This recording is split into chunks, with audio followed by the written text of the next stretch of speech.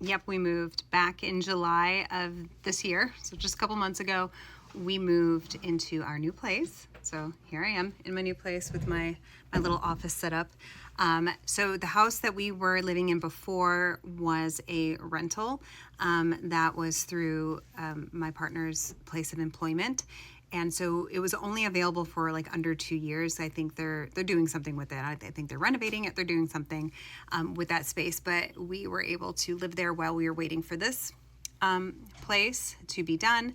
So thankfully it worked out with perfect timing. So we didn't have to be like, where do we live? Because if anybody knows anything about Mackinac Island, then you know finding residential rentals is really difficult. Because yeah, you can find rentals. Could I Airbnb a house monthly? Yeah, I could for the price of like $20,000, $10,000 a month.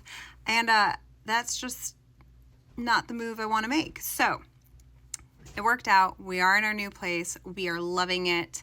I do miss my ghosts back at my old place.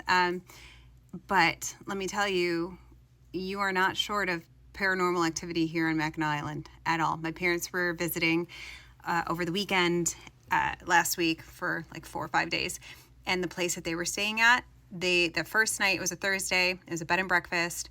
They were the only guests there, and my mother, who's usually not sensitive to these things, woke up in the middle of the night to the sound of feet running up and down the hallway and children laughing and talking.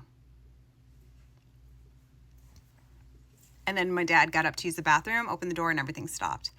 And then the next night, she was getting ready for bed, and the lights just went out.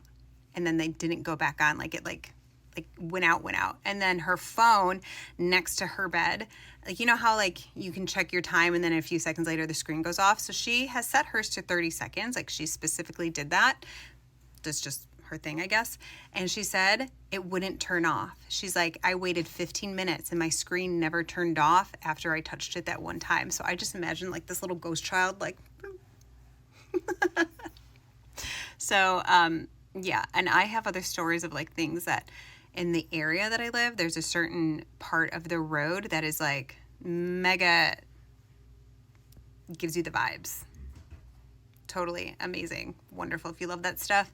I have yet to venture back to the cemeteries during, like, you can walk in between the roads after dark. You can't go into cemeteries after dark. That's just like rules around that. They're dawn to dusk type of things.